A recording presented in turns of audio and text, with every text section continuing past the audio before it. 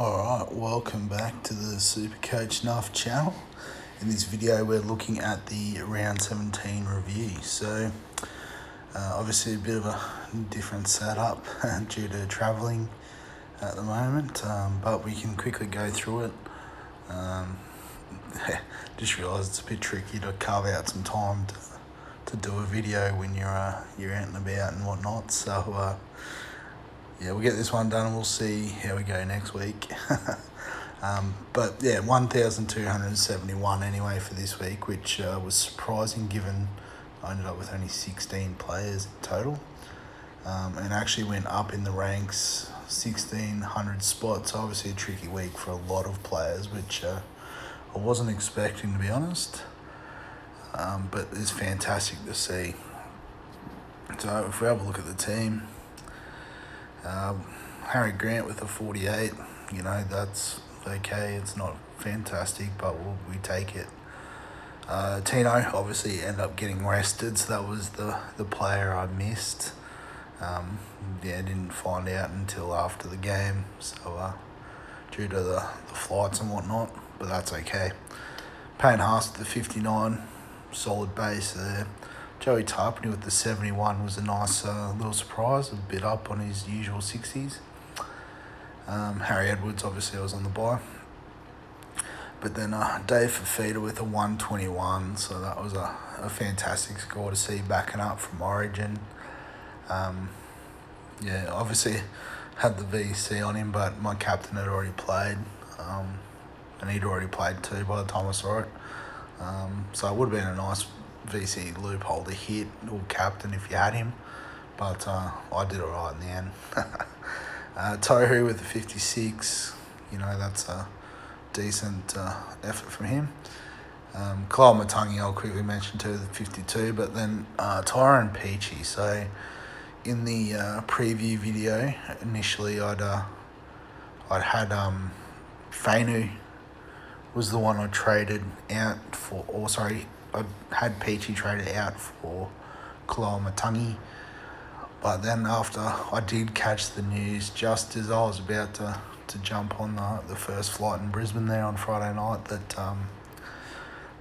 all the Panthers Origin players had been rested and Peachy was back in for Steve Crichton. I thought I'll just reverse that trade.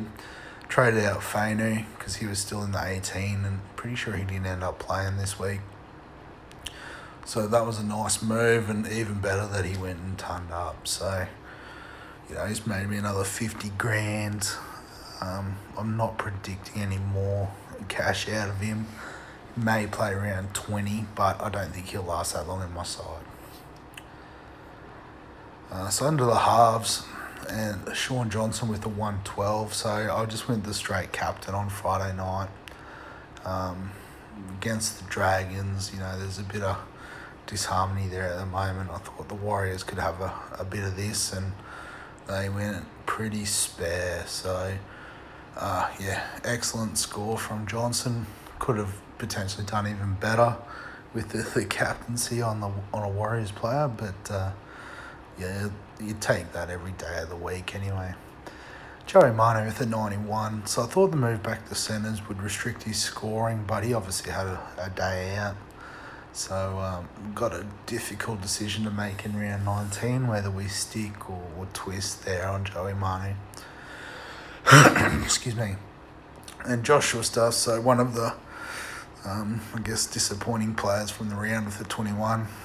Don't know what to say about that. Asako with a 66 is pretty solid. CNK with a 145 was obviously massive. Yeah, you love to see it. He's just gone off the last few weeks. Greg Marzu, so the other change that I sort of made from the round preview video was originally I'd traded in KO Weeks into the back line. I can't for the life of me remember who it was. Maybe Tommy Turbo, perhaps, was the player that was traded out. Yeah, and I guess the thinking behind it was he was playing fullback, but I didn't actually get the news that Ruben Garrick was playing fullback until after the event. But when I looked at it and looked at my team as a whole, and I'm fast running out of trades, I thought, well, I need to really build towards my final squad. And so I've got down about 23, or I think it's now 24 that Ruben Garrick sort of made the grade, but it probably ended up being 23 players that I wanted to try and get. And with the amount of money that we've been able to make this year, I think it's entirely possible. And yeah, so just with the amount of players I still want to bring in and the trades I had left, I was like, I've got to go for a gun. And Marzi made the most sense on paper with his break even and whatnot, so he was the one that come in. So 69 is a good score. Lemuelu, so moved to the bench this week. 32 is probably about what you'd expect for him coming off the bench. Ruben Garrick, as I said, it looks like the plan is he will play fullback, not KO Weeks, which is great for us owners. I guess for non-owners, you can wait because he is peaking in price and does have a massive break-even now that his massive score from a few weeks ago was out of the average. Kalen Ponga at fullback with a 47. It's not his best effort, but he has had a good run of form, so we can't knock him on one off game. So in terms of trades this week, I think the two players out are pretty obvious.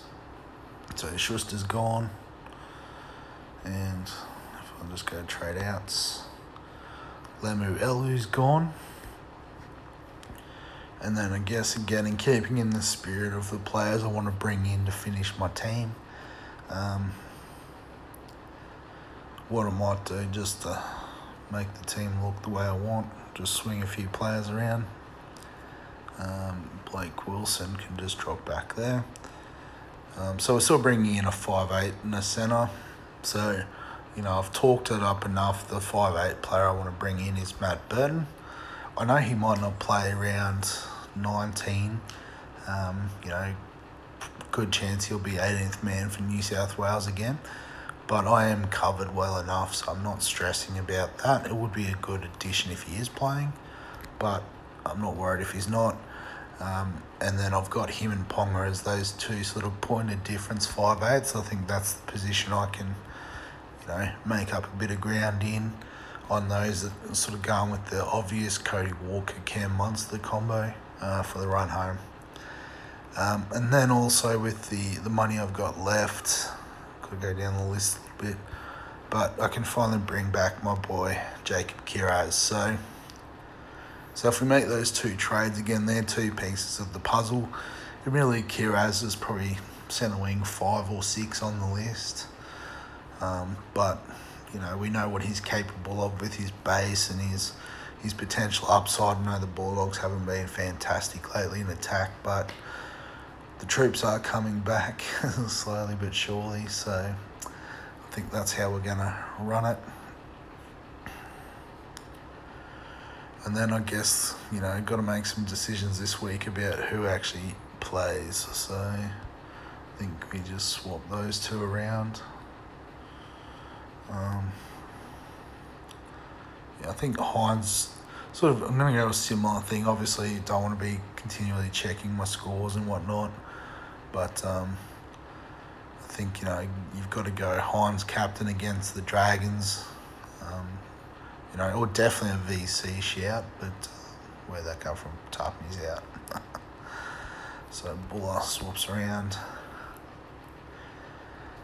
Yeah, so then I guess, it's about how you make up the team. You can see at the moment I've got the likes of Reid Marnie, Jacob Preston, Joey Tarpany all sitting on the outside. Again, just so much squad depth. So what have we got? I don't know. Who's Ponga played this week?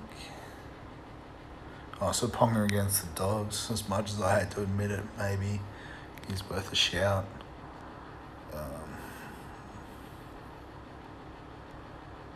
Maybe Garrick.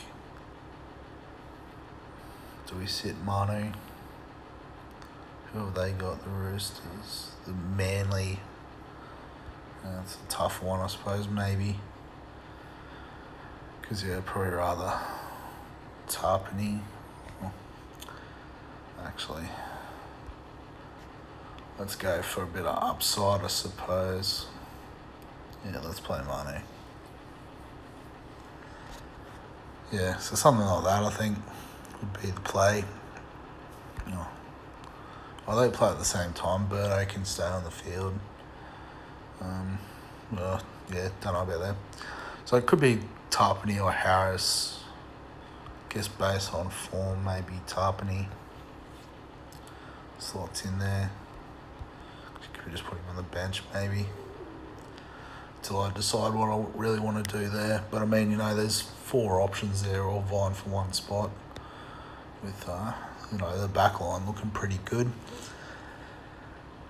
And, so in terms of trades for next week, like I said, it's a bit hectic on the road here. I might not be able to swing it, but I think the 2 obvious players to sort of go one up, one down on, Tyrone Peachey and Paul Alamotti, I think, even though he will play round 19. I think if I can downgrade him to a bottom dollar cheapie for the week, and then sort of hopefully it just becomes enough on the bench, I can then easily upgrade Peachy to Hopgood, which would be the last sort of, I guess, forward that I'd be chasing. And then all we're really looking at doing is, once Cleary's back, trade Johnson, do Cleary. So what's that, 3 trades? So that gets us down to 6 trades, and the only other position would be trying to fill our second fullback slot, which could be a bit tricky at the moment, just given the form of players like Tedesco. Turbo's obviously out for the year. The likes of Gutherson and Drinkwater are way out of touch at the moment in terms of their price. And I guess the one that I had targeted there is Latrell. But he's not going to be back until after the round 20 bye that Souths have. So I don't know if I can hold off for 3 weeks. It suits my personal situation of not being able to study it too closely. But, I guess I've still got Ponga there in case of emergency and whatnot. So I think we can work that out down the track. But that's probably about it after that, Like I said, the side's pretty stacked. So we'll take that. But, we'll wrap it up there. So as usual, give us a comment. I'll do my best to get back to you on that. Obviously on the road and whatnot. Like it if you're still enjoying the content, even though it's a bit different. Subscribe. And I saw I was just up to 70 subscribers, which is unreal. So thanks very much, everyone, for that. And otherwise, I'll catch you in the next one.